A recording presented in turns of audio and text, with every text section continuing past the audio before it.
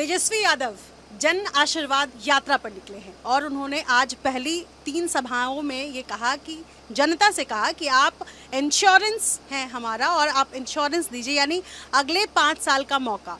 और मेरे साथ एक्सक्लूसिव बातचीत करने के लिए तेजस्वी हैं उसी रथ में जिस रथ से वो सवार होकर निकले हैं जनता के बीच। तेजस्वी, किस तरह का रिस्पॉन्स आपको यहाँ जो लोगों से मिला जनता से, पहले मुजफ्फरपुर, शिवहर, सीतामढ़ी, क्या कहेंगे? देखिए, बहुत कम समय में ये यात्रा जो है तय किया गया और एक्सपेक्टेशन से, क्योंकि मैट्रिक का परीक्षा भी चल रहा है, लोग जो हैं उनके घर में बाल बच्चे जो हैं पढ़े जाते हैं और सुबह से ये यात्रा थी। फिर भी इतनी बड़ी संख्या में लोगों का आना एक चीज़ दिखाता है कि लोगों को विश्वास है और जो विश्वास जताया है उस और जो 17 महीने में हम लोगों ने काम किया है तो लोगों को अच्छा लगा है। और जो फिलहाल के जो राजनीतिक घटनाएं जो हुई हैं बिहार में, मतलब एक ही चीज़ कई बार रिपीट कर दी गई है, तो लोग इस चीज़ से परेशान हैं। लोग चाहते हैं कि स्टेबल गवर्नमेंट मिले, कि कोई किसी को अगर मैंडेट मिला है तो वो 5 साल सरकार चलाए और जिसको मैंडेट दिया है उसके साथ जो है सरकार चलाए। लेकिन फ़िलहाल के दिनों में आप देखें तो मुख्यमंत्री जी ने 9 बार शपथ लिया और ये तो ऐसा कहीं नहीं होगा कि एक टर्म में 3 बार शपथ ले लिया हूँ। और उसमें ताजुब लगता है कि भाई 3 स्पीकर आ गए हैं, 3 स्पीकर भी 3 बार उन्होंने शपथ लिया, 5 उप मुख्यमंत्री भी उनके भाजपा के हो गए, हमको मिला ले तो 6 हो जाएंगे। तो ऐसा कभी किसी को विश्वास नहीं था कि ऐसा भी होगा। तेजस्वी, मैं लगातार आपको ऑब्जर्व कर रही हूँ जब से गठबंधन अलग नीतीश जी हुए हैं इंडिया गठबंधन से। आप नाराज़ हैं, आपके चेहरे पे नाराज़गी दिखती है, लेकिन आप बहुत ज़्यादा हमलावर नहीं है नीतीश जी को लेकर के। आप उस तरीके का कटाक्ष नहीं कर रहे हैं, आप बहुत ही माइल्ड होकर के नीतीश जी पर हमला करते हैं। इसके पीछे कारण क्या है? एक मोह कहा जाए इसको? नहीं, मोह नहीं, एक रिस्पेक्ट है, एक बुजुर्ग है, अभिभावक है, उनके नेतृत्व में 2 बार हमने ओथ लिया है, तो जाहिर सी बात है काम किया है, तो उनको बोल करके कोई फ़ायदा तो है नहीं। असली लड़ाई बिहार में तो 2 ही खेमा है, एक बीजेपी है, एक आरजेडी है, जो असली 2 ताकतें हैं अगर पॉलिटिकली अगर देखा जाए। बाकी सबका कोई मतलब उस हिसाब का है नहीं बिहार में। तो असली लड़ाई हम भाजपा से लड़ते हैं और भाजपा हमसे लड़ती है। और नीतीश जी की जहाँ तक बात है, ठीक है, अब तो कितना दिन ऐसा चलता रहेगा, अब ज़्यादा दिन चलने वाला नहीं। और हमने कहा है कि जनता दल यूनाइटेड का कोई भविष्य नहीं है और 2024 में आप देखिएगा ये पार्टी जो है समाप्त हो जाएगी। लेकिन जब अचानक से उन्होंने गठबंधन से अलग होने का फैसला किया नीतीश जी ने, चूंकि ये घटनाक्रम बिल्कुल तेजी से बदला और चूंकि मैं आपसे पहली बार बातचीत कर रही हूँ उसके बाद, क्या तेजस्वी यादव को इस बात का बुरा लगा कि जब सब कुछ ठीक था अचानक वो बदल जाते? आप हर उस मीटिंग में उनके साथ थे इंडिया गठबंधन की, चाहे वो दिल्ली में हुई हो, पटना में हुई हो या बाकी जगहों पर हुई हो। उसके बाद आपकी प्रतिक्रिया मैं चूंकि पहली बार ले रही हूँ, क्या कहेंगे? देखिए, दुख इस बात का नहीं है कि क्या हुआ। मैंडेट जो था 2020 में हमें 114 सीटें मिली थी और 122 पे मेजॉरिटी चाहिए। हालांकि हमारा मानना है कि हम लोगों के साथ नाइंसाफ़ी की गई थी, हमारे वोटों की चोरी हुई थी, ठीक वैसे ही चोरी हुई थी जैसे कि चंडीगढ़ में चोरी हुई। बैलेट पेपर कुछ 12 वोट से हारे, कुछ 50 वोट से हारे, ऐसे 10 से 12 वोट।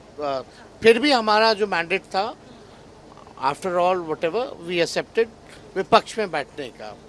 फिर भी अगर हम 17 महीने सरकार में आ गए और हमने अपने एजेंडे का काम अगर लागू कर दिया तो आई एम मोर हैप्पी कि जो 17 साल में नहीं हुआ वो कम से कम 17 महीने में हम लोगों ने करके दिखाया।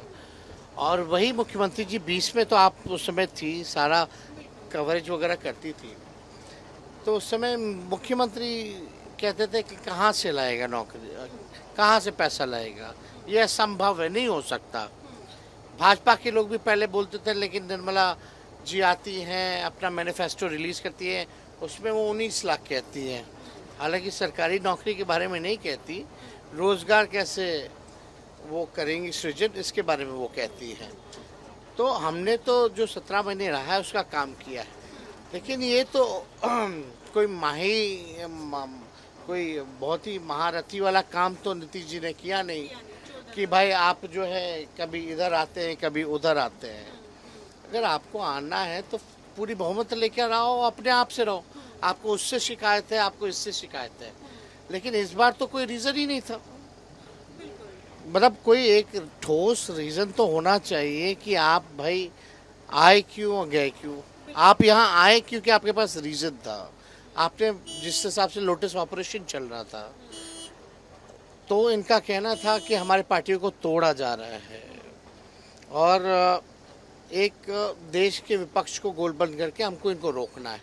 तो आपके पास एक एजेंडा था और हम नहीं चाहते थे, लेकिन सब लोगों का दबाव था, सारे देश भर के विपक्षी बड़े नेता जितने थे कि भाई जो चल रहा है इससे एक अच्छा माहौल जो है वो बनेगा। तो हमने फिर एक्सेप्ट किया इनको, और लेकिन एक शर्त ज़रूर थी, नौकरी वाली। तो उन्होंने कहा ठीक है हम लोग करेंगे। तेजस्वी, आप आज जिन सभाओं में गए अब सब जगह आपने कहा जिस आरजेडी को माई पार्टी कही जाती है वो आरजेडी बाप की पार्टी है, जिसमें आप पिछड़ों का जिक्र करते हैं, बहुजन का जिक्र करते हैं, महिलाओं का जिक्र करते हैं और पुअर गरीबों का जिक्र करते हैं। सवाल ये है कि एमवाई समीकरण को आरजेडी के साथ जोड़कर देखा जाता रहा है और लालू प्रसाद जी के बयान से भी कहा जाए कि एमवाई, तो क्या एमवाई समीकरण से आरजेडी पीछा छुड़ाना चाहती है या कोई और कारण है? आरजेडी ने कभी नहीं कहा कि ये एमवाई की पार्टी है। हालांकि विरोधियों का था कि राष्ट्रीय जनता दल को सीमित कर दिया जाए मुसलमान और यादव में। तो मेरा ये कहना है कि माई के साथ साथ हम लोग बाप की भी पार्टी है। बी से बहुजन,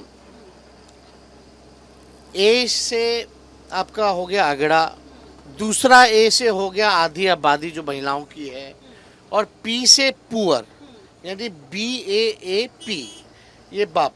तो अगर ये माई और बाप मिला लें तो A to Z हो जाता है, कोई बसता नहीं है।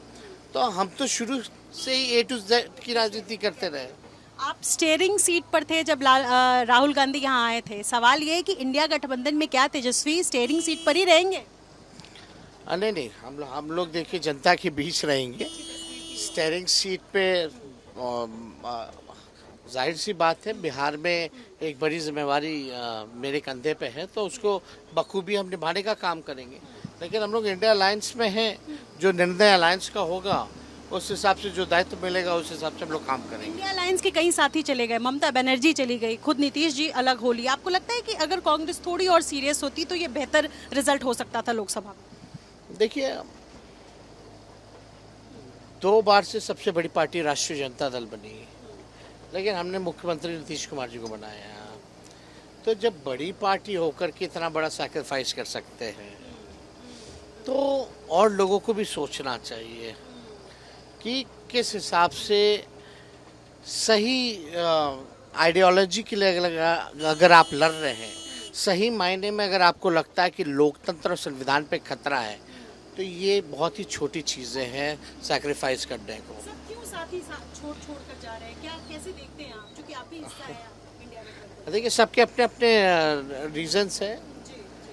नीतीश जी का रीज़न तो मोदी जी भी नहीं बता सकते, और ना ही मोदी जी की गारंटी वाले गारंटी ले सकते हैं कि फिर से वो पलटेंगे कि नहीं पलटेंगे। लेकिन बाकी ममता जी का तो वो कहती है कि वो आपकी बात हुई ममता जी से? फिर ममता जी से बात हुई थी, बात होती रहती है, लेकिन उनका कहना है कि we are enough in Bengal.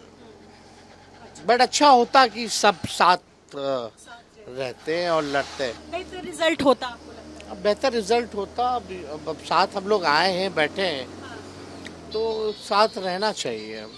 जो मेरा व्यक्तिगत मेरी जो राय है मैं वो दे सकता हूँ। और जो पार्टियां आप तो देख ही रहे, कई एनसीपी पार्टियों को जो तोड़ा जा रहा है, और अब BJP has become a dustbin party. पहले वॉशिंग मशीन थी, अब डस्टबिन आ गई। जितने कूड़ा हर पार्टी में है वो बीजेपी में चले जा रहे हैं। लालू जी के बेटा हैं, ईडी सीबीआई से डरते हैं क्या? नहीं, क्यों, किस बात का डर है? हम पवित्र हैं, सांच को आँच किस बात की, तो डर किस बात का? वो जांच करते रहे, करते रहे, हम डरने करते वाले रहे। अभी तो सुनने में आया कि ये लोग जांच करेंगे मेरे विभागों का, तो बहुत खुशी होगी कि जांच इतने अच्छे से करें, कुछ सीखने को मिलेगा। उनको सीखने को मिलेगा कि रोजगार कैसे दिया जाता है। आपका कॉल वॉल तो फोन वोन तो नहीं सर्विलांस पे रखा गया? और वो तो रहता ही है, उसमें अच्छा। कोई बड़ी बात नहीं है। वो है ही। वो है, वो और ये हमेशा नीतीश जी को फाइनल गुड बाय कहा है, या आगे अगर आना चाहेंगे तो आप भी कहेंगे कि राजनीति में द्वार खुला हुआ है? देखो, अब कोई देखिए सच बोले तो नीतीश जी के पास अब कोई विजन नहीं है, और अब उनसे बिहार नहीं चल सकता। क्या पता इसी विधानसभा में वो पलट जाए, आपके साथ आ जाए। ये आप किसी भी जेन्युइनली बिहार की जनता से पूछे कि मुख्यमंत्री के रूप में आप दोबारा नीतीश जी को देखना चाहते हैं, तो सभी लोग कहेंगे नहीं, अब बस बहुत हो गया। तो कोई लोग चाहता नहीं है। अब आधा तो हम तो नीतीश जी जब कुछ पहले नौकरी नहीं दे पा रहे थे, तो 17 महीने में असंभव को हमने संभव किया है। कुछ उस तरह की मदद चाहिए होगी तो ज़रूर दे सकते हैं। चलते चलते एक आखिरी सवाल है, नंद किशोर यादव का आपने पैर छुआ था विधानसभा में, आप इज्जत देते हैं, हालांकि वो विपक्षी पार्टी से है। क्या मोदी जी आपके सामने आ जाएंगे तो आपका रिएक्शन इसी तरीके से होगा? एक लालू जी के एक बहुत ही सभ्य शालीन बेटे के तौर पर क्या रिएक्शन होगा? नंद किशोर जी हमारे पिता के समय से ही छात्र राजनीति से ही, आंदोलन से लोग जुड़े हुए लोग रहे हैं। हमेशा से हमारा जो है मान सम्मान रहा है।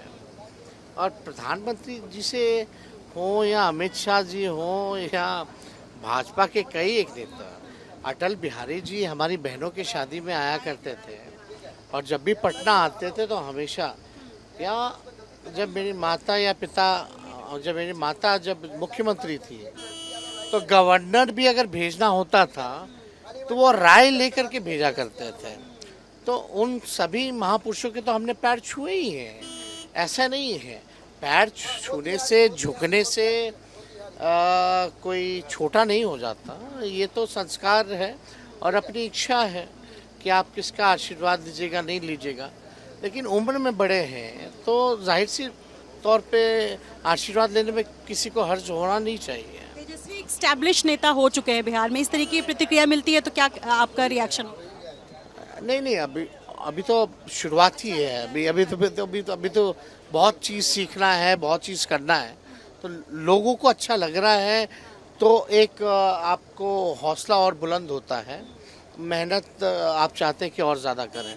बहुत शुक्रिया शुक्रिया। हमसे बातचीत करने के लिए। तेजस्वी यादव जन आशीर्वाद यात्रा पर है और बिल्कुल वही शालीन व्यक्तित्व, और 3 जनसभाएं इन्होंने की है और कहा है कि ये हमारे नेचर में है कि जो बड़े हैं, जो आदरणीय हैं, उनके पैर छूते हैं। और नीतीश जी पर हालांकि अभी भी हमलावर नहीं है, और इनका कहना है कि जो भी चीज़ें हुई वो बुरा हुआ, लेकिन आगे जनता के बीच रहेंगे। अगले 29 फरवरी तक तेजस्वी यादव जनता के बीच रहेंगे और लोकसभा चुनाव सिर पर है, और ऐसे में बड़ी जिम्मेदारी तेजस्वी यादव के कंधों पर। उन्होंने एक्सक्लूसिव एबीपी न्यूज़ से बातचीत की है। अपने स्वयं की विशाल राय के साथ निधि श्री, एबीपी न्यूज़, मोतिहारी।